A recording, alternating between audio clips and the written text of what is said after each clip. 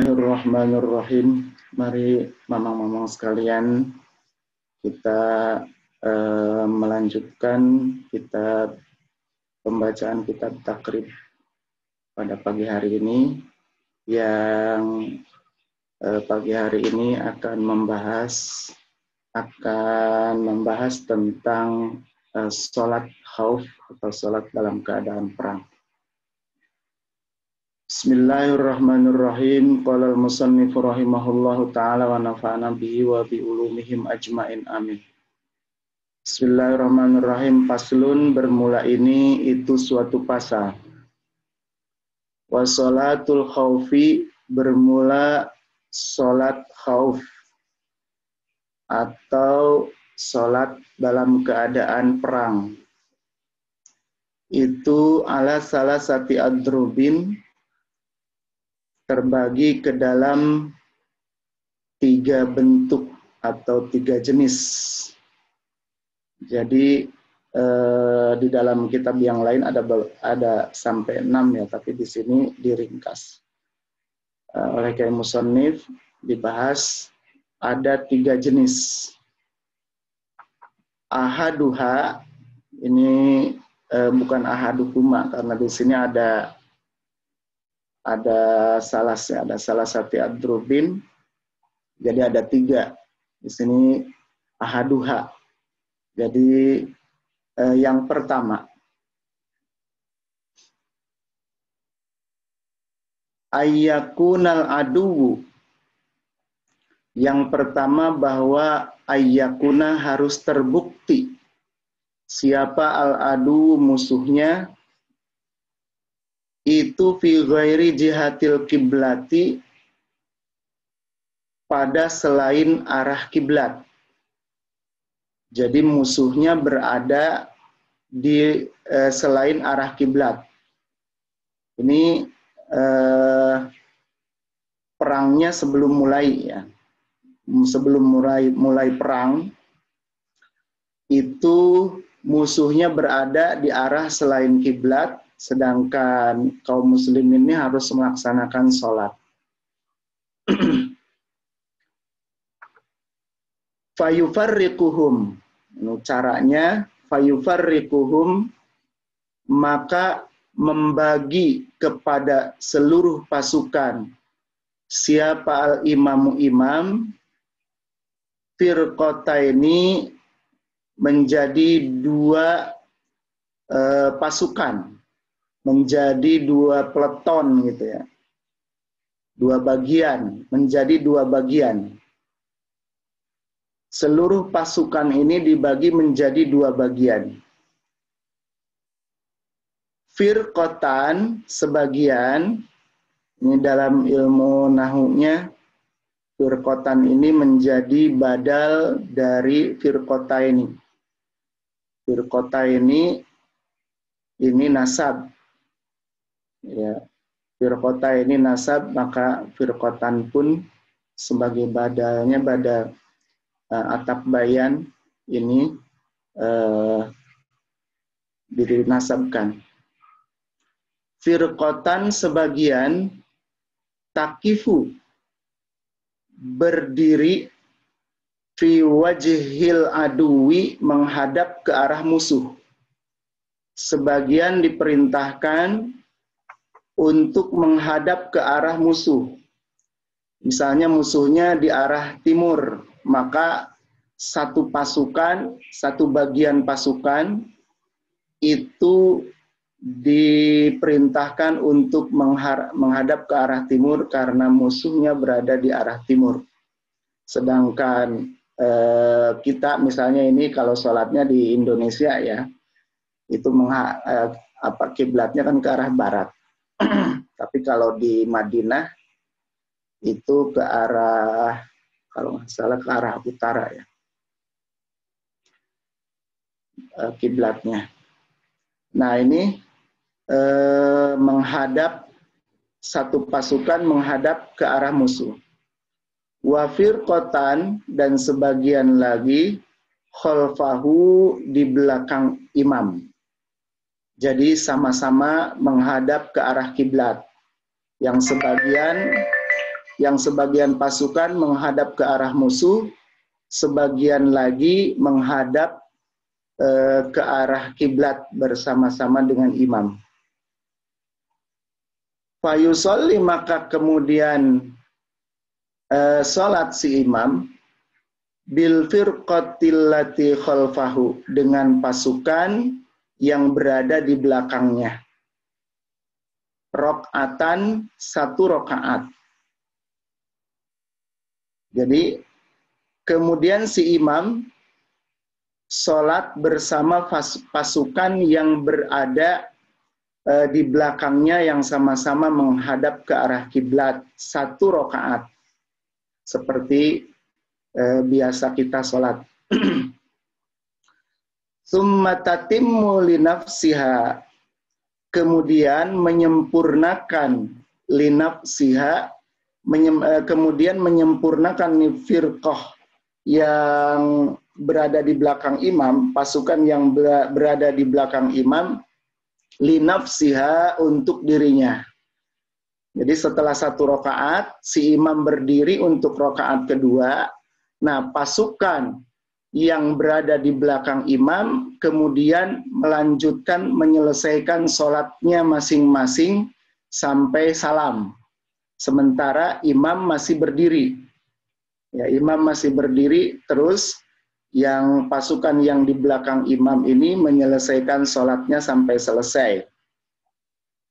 Watamdi ila wajhil adu, kemudian pasukan yang sudah menyelesaikan sholatnya ini berjalan ila wajhil aduwi, ke arah musuh. Jadi menggantikan pasukan yang tadi menghadap ke arah musuh.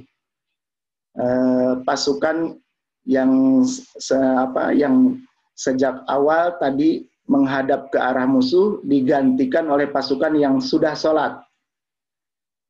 Wa ta'ti ta'ifatul ukhra, kemudian datanglah pasukan yang lain. Jadi bagian pasukan yang lain yang tadi menghadap ke arah musuh, kemudian sekarang berbaris di belakang imam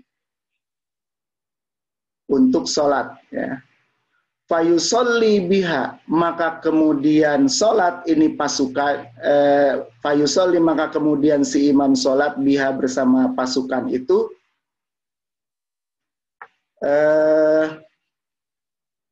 rokatan, minimal satu rokaat ya, minimal satu rokaat. Jadi kalau sholatnya sholat subuh, itu berarti satu rokaat bersama pasukan yang pertama, satu rokaat lagi bersama pasukan yang kedua, gitu.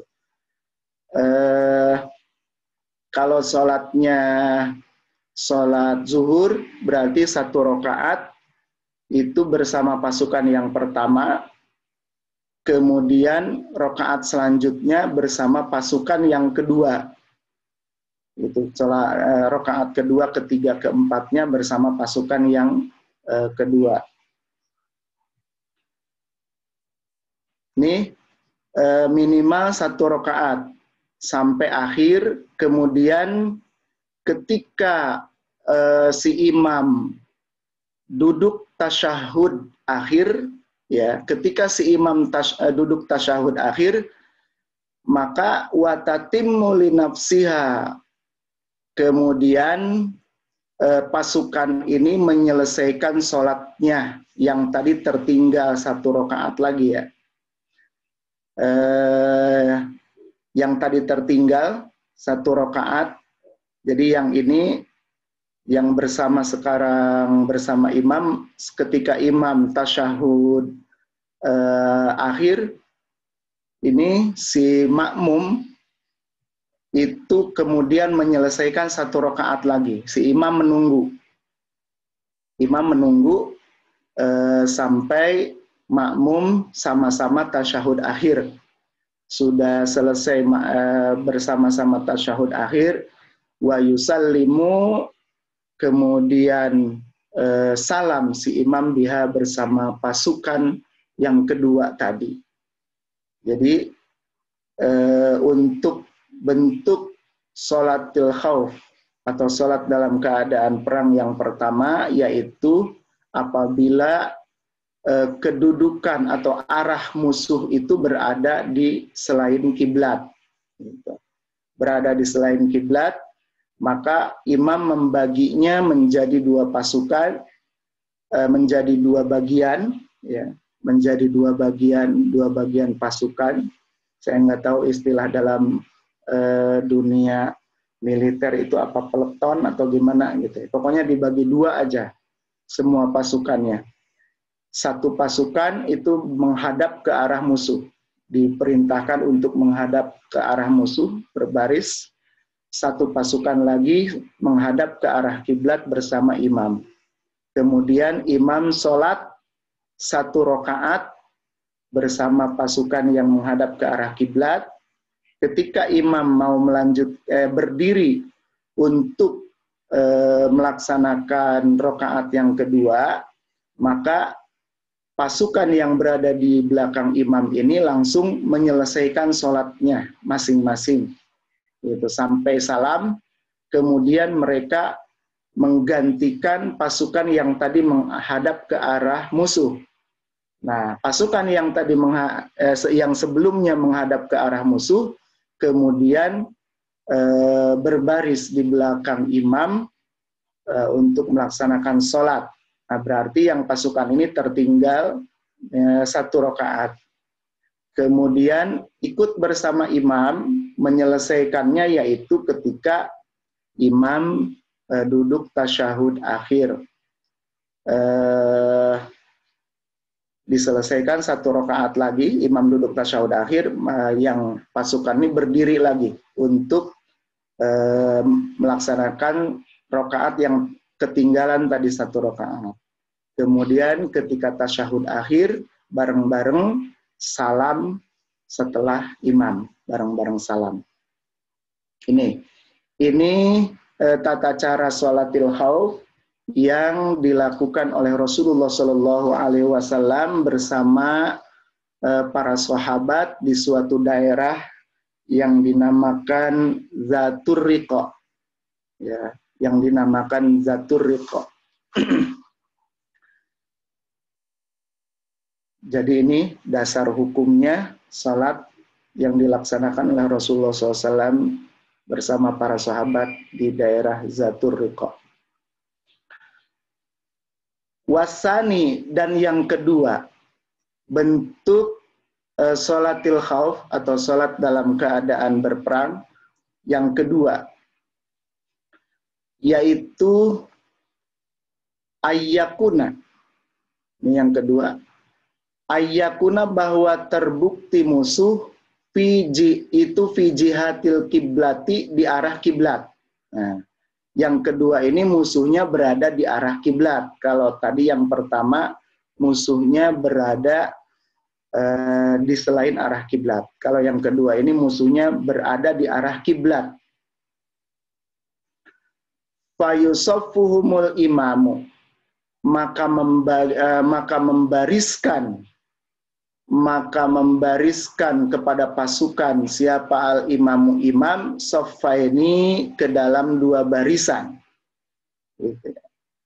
Ini dibagi menjadi 2 barisan, 2 shaf. Wa yuharrimu, dan bertakbiratul ihram si imam bihim, bersama dengan pasukan. Kemudian karena sama-sama menghadap kiblat, semuanya takbiratul ihram bersama imam. Fa idza sajada, maka apabila sujud si imam, sajada, maka sujud ma'ahu, bersama imam, siapa ahadus shaffaini, salah satu 2 barisan. Jadi tidak semuanya sujud. Sesudah ruku, ya, ketika imam ruku kemudian i'tidal, nah berdiri semuanya, kemudian kan ruku. Nah, kemudian sujud. Nah, yang ikut sujud bersama imam itu hanya barisan yang pertama. Sedangkan barisan yang kedua, wa waqafa dan berdiri siapa as-safful akharu, barisan yang lainnya, yaitu barisan yang kedua. Barisan yang kedua tetap berdiri, tidak ikut sujud bersama imam, yahrusuhum, mereka menjaga pasukan yang kedua ini, menjaga pasukan yang sedang sujud. Karena sedang sujud, jadi kan tidak melihat musuh gitu. Maka yang pasukan barisan yang kedua tidak ikut sujud, tetap berdiri. Nah, fa'idha rofa'a, maka apabila berdiri si imam sesudah melaksanakan sujud, duduk, kemudian sujud lagi, kemudian si imam berdiri bersama pasukan tadi yang ikut sujud. Sajadu, maka kemudian sujud ini pasukan yang kedua. Pasukan barisan yang kedua ini kemudian sujud, si imamnya bersama pasukan yang pertama berdiri gitu, yang ini baru sujud, pasukan yang kedua baru sujud. Setelah sujud 2 kali ya, sujud kemudian duduk dan sujud lagi, walahiquhu, dan selanjutnya menyusul berdiri juga bersama imam. Ini tata cara sholat khauf, ya, sholat dalam keadaan berperang yang kedua, yaitu ketika musuhnya berada di arah kiblat. Jadi semua pasukan sama-sama menghadap ke arah kiblat, tapi imam membagi 2, yaitu ketika sujud mereka pasukan yang kedua ini, pasukan yang pertama bersama imam, pasukan yang pertama sujud bersama imam, maka harus ada yang menjaga. Di pasukan yang kedua tidak ikut sujud. Mereka barisan yang kedua ini tetap berdiri. Ketika imam dan barisan yang pertama ini selesai sujud berdiri ya, untuk rakaat kedua, baru pasukan yang barisan yang kedua ini sujud, menyelesaikan sujudnya dan kemudian menyusul imam. Jadi seperti itu tata cara sholatnya untuk jenis sholat khauf di mana musuh berada di arah kiblat. Ini dilakukan oleh Rasulullah SAW bersama para sahabat ketika berperang di daerah Asfan. Wasalisu, dan jenis sholat khauf yang ketiga, ayyakuna, bahwa terbukti ini perang, ayyakuna, bahwa terbukti ini sholatil khauf itu fi syiddatil khaufi, ketika dalam keadaan yang sangat genting, waltihamil harbi, dan berkecamuknya perang. Ini yang ketiga ini, jenis sholat khauf yang ketiga ini, ketika perang sudah dimulai, sudah berlangsung gitu ya. Ketika perang sudah berlangsung. Kalau tadi kan sebelum perang berlangsung. Kalau sekarang ini keadaannya ketika perang sudah berlangsung, sudah berkecamuk, yang tidak mungkin lagi untuk melaksanakan sholat seperti kita biasa, harus menghadap ke arah kiblat kah gitu ya, atau juga kan kalau berperang tuh ada yang sedang pakai kendaraan ya, ada yang pakai kuda, kendaraan yang lainnya. Nah itu ini bentuk sholat syiddatil khauf, sholat dalam keadaan perang yang ketika perang sudah berkecamuk, sudah genting dan sudah berkecamuk perangnya. Fayusolli, maka sholat seorang, kaifa amkanahu, bagaimana saja dia bisanya, itu bagaimana saja dia memungkinkannya untuk sholat, bagaimana saja dia bisanya, imkannya untuk melaksanakan sholat. Rojilan, bisa sambil berjalan, au rokiban, atau bisa sambil berkendara. Mustaqbilal kiblati, bisa sambil menghadap ke arah kiblat, wa ghairu mustaqbilin, dan bisa selain menghadap laha ke arah kiblat. Jadi bisa menghadap ke arah kiblat ataupun tidak menghadap ke arah kiblat.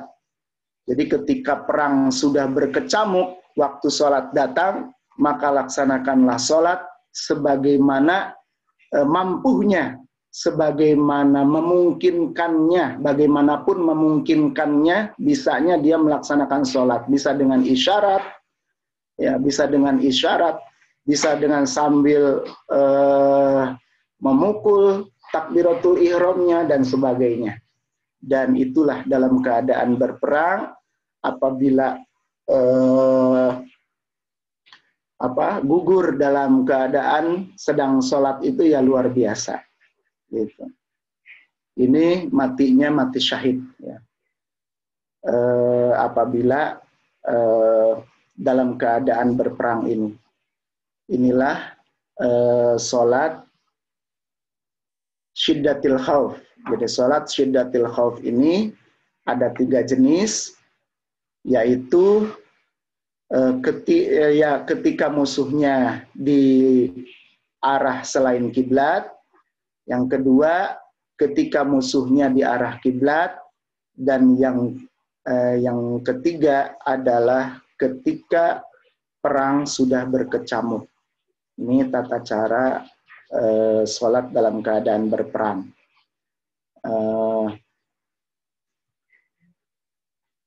Kemudian kita lanjutkan.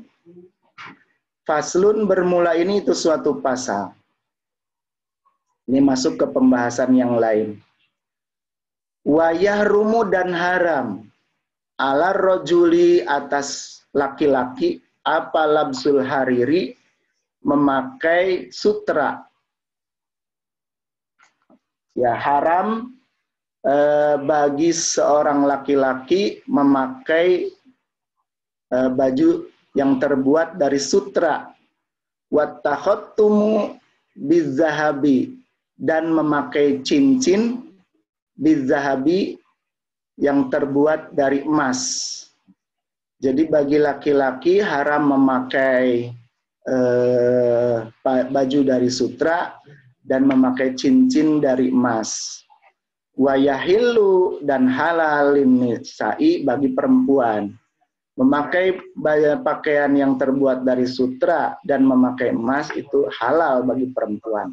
Laki-laki haram. Laki-laki tidak boleh memakai baju yang terbuat dari sutra. Wa qaliluz zahabi, adapun sedikitnya emas, kadar emasnya mau sedikit, wa katsiruhu, dan banyaknya ini emas, kadar emas, fit tahrimihi, di dalam haramnya, itu sawaun, sama saja. Sama saja haramnya, kadar emas itu sedikit maupun banyak, haram bagi laki-laki untuk dipakai sebagai perhiasan. Ya. Untuk dipakai sebagai perhiasan, maksudnya ini haram bagi laki-laki memakai perhiasan. Biasanya laki-laki kan perhiasannya dari cincin, ya. Biasanya perhiasannya cincin. Laki-laki, nah itu tidak boleh, haram terbuat dari emas. Kalau laki-laki zaman dulu jarang hiasannya dari kalung. Kalau sekarang banyaknya yang pakai kalung. Ya. Maka kalung itu yang terbuat dari emas haram digunakan oleh laki-laki. Jadi bukan hanya cincin. Wa idza kana, dan apabila terbukti Apa ba'du thawbi, sebagian bajunya. Ibrisaman itu sutra, sebagian bajunya ini sutra. Wa ba'duhu, dan sebagian lagi kutnan, katun. Au katanan, atau kain linen, katan. Ya, pokoknya selain sutra aja. Mau terbuat dari apa sebagiannya lagi, tapi sebagiannya lagi sutra. Jaza, maka boleh lubsuhu, memakainya ini baju bagi laki-laki, malam yakun, selama tidak terbukti, selama tidak ada, ya, tidak terbukti apa al-ibrisamu, sutranya goliban itu lebih banyak. Selama sutranya tidak lebih banyak, jadi yang lebih banyak itu selain sutranya, maka boleh digunakan oleh laki-laki. Gitu. Jadi bajunya ini sebagian sutra, sebagian bukan sutra. Asal dengan catatan sutranya tidak boleh lebih banyak. Jadi harus minim di bawah 50% sutranya dibandingkan dengan bahan lainnya, maka boleh digunakan oleh laki-laki. Ini pembahasan mengenai pakaian bagi laki-laki dari yang terbuat dari sutra dan dari emas. Kemudian ini pasal selanjutnya, ini karena terlalu panjang ya pasalnya, dan khusus ini satu bab panjang sekali, yaitu mengenai pengurusan jenazah. Supaya lebih fokus pembahasannya, untuk pembahasan mengenai mengurus jenazah ini, insya Allah nanti akan dilanjutkan oleh Mangke Haji Hasan. Apalagi sekarang sedang musim pandemi ya, bagaimana nanti bisa pembahasannya mengenai jenazah gitu yang terpapar virus corona, bagaimana yang sudah dinyatakan positif corona. Nah, itu mungkin nanti bisa dibahas dalam pengurusan jenazah ini. Demikianlah para hadirin sekalian ya pembahasan yang bisa saya sampaikan. Mudah-mudahan ada manfaatnya. Dan apabila ada kesalahan, saya mohon maaf yang sebesar-besarnya, yang sebersih-bersihnya. Hadanallahu wa iyyakum ajmain. Assalamualaikum warahmatullahi wabarakatuh.